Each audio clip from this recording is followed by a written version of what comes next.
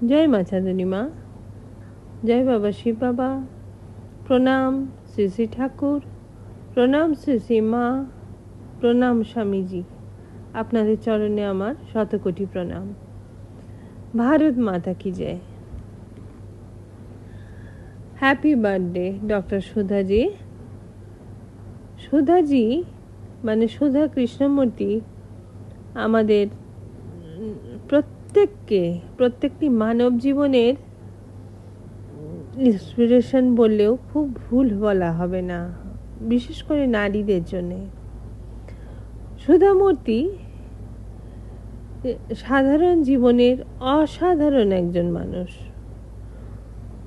যার হাতে ছিল না কোনো রাজদণ্ড, যার হাতে ছিল না বিশাল কোনো রাজনৈতিক ক্ষমতা, তবু তার সরলতা, মানবিকতা এবং কাজের গল্প কোটি কোটি মানুষের হৃদয়ে রয়েছে।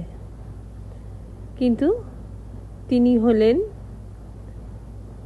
সুধামূর্তি। কি এমন ছিল তার জীবনে যা তাকে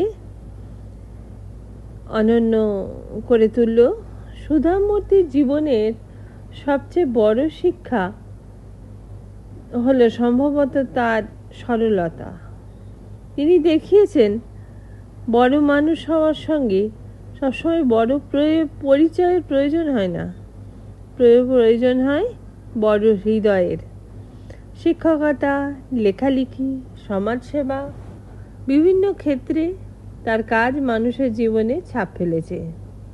বিশেষ করে সাধারণ মানুষের পাশে দাঁড়ানো ও শিক্ষার প্রসার তার ভূমিকা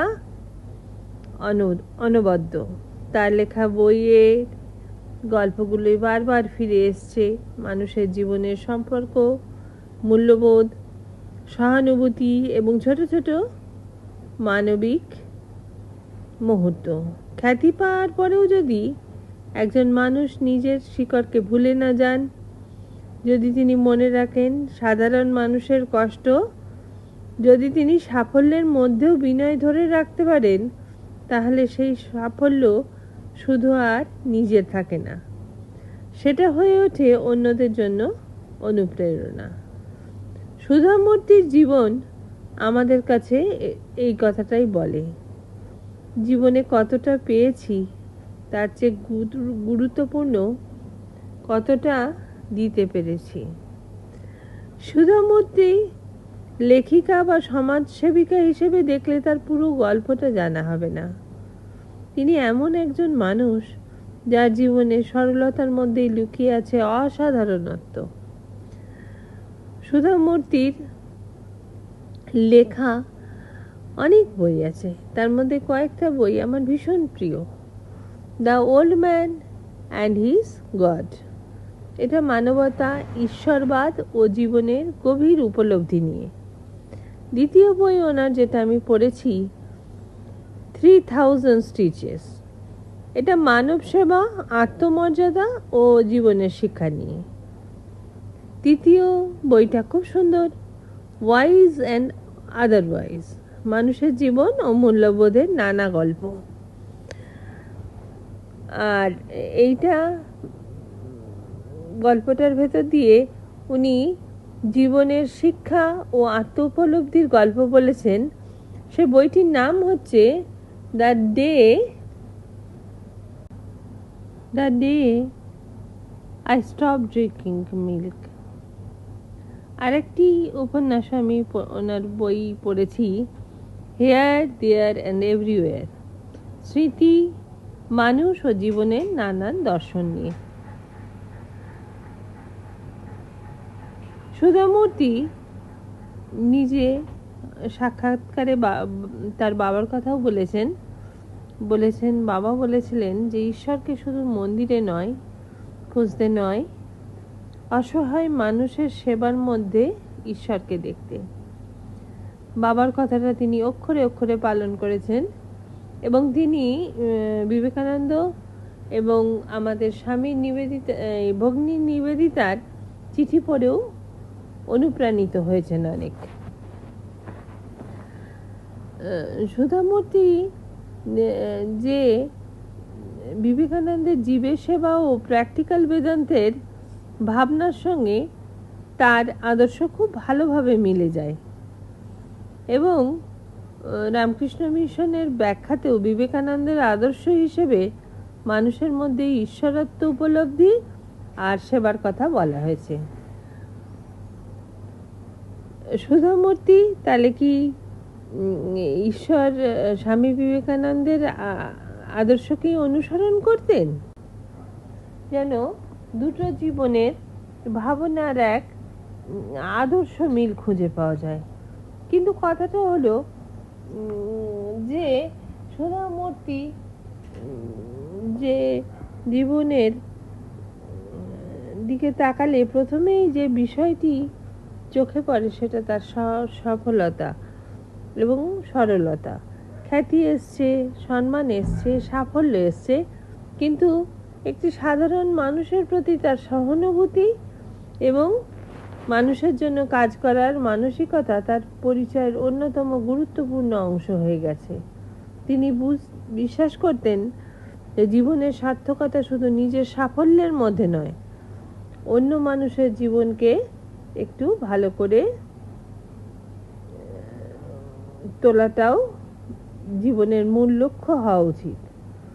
স্বামী বিবেকানন্দ ভারতীয় দর্শনকে শুধু ধ্যান, পূজা ও আধ্যাত্মিকতার মধ্যে সীমাবদ্ধ রাখেননি। তিনি মানুষের মধ্যে ঈশ্বরকে দেখতে শিখিয়েছিলেন। তার চিন্তায় ছিল ক্ষুধার্ত মানুষের পাশে দাঁড়ানো, অশিক্ষিত মানুষকে শিক্ষা দেওয়া, দুর্বল মানুষের শক্তি হয়ে ওঠা।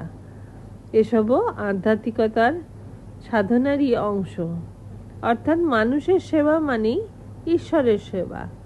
শুধু মানুষ নয়, পশু, পাখি, জন্তু, জানোয়ার, ইভেন গাছপালার যে আদর্শের কথা স্বামীজি বলেছেন, সুধামূর্তির বইতেও বারবার সেই কথাই ফুটে উঠেছে।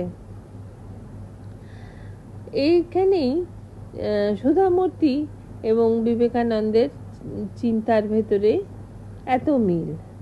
মানুষের সেবা, আধ্যাত্মিকতা এবং তাদের প্রতি সহানুভূতিশীল।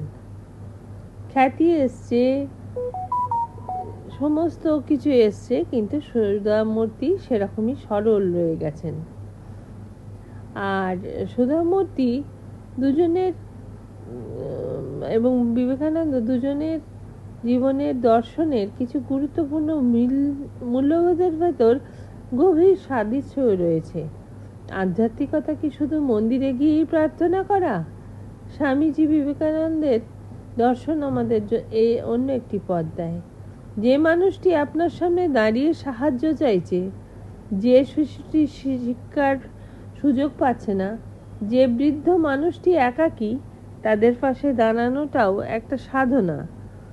আর সুধামূর্তির জীবন থেকেও আমরা একই জিনিস দেখতে পাই। মানুষের মধ্যে জন্য কাজ করার মধ্যেও জীবনের অর্থ খুঁজে পাওয়া। বিবেকানন্দের মানব সেবার আদর্শ আর সুধামূর্তির জীবনে মানবিক কাজ, দুটি পথই যেন আমাদের এক কথাই মনে করিয়ে দেয়। মানুষকে ভালোবাসুন, মানুষের পাশে এসে দাঁড়ান, সেখানেই জীবনের প্রকৃত মহত্ব। আপনার কি মনে হয় সুধামূর্তির জীবন দর্শনের সঙ্গে স্বামীজির আদর্শের সত্যিই মিল আছে? আপনার কমেন্ট আমার জন্য ভীষণ গুরুত্বপূর্ণ। ভিডিওটি ভালো লাগলে প্লিজ লাইক, শেয়ার ও কমেন্ট করতে ভুলবেন না, এবং বিবেকানন্দ বাণী এই চ্যানেলটা শেয়ার করতে ভুলবেন না। নমস্কার।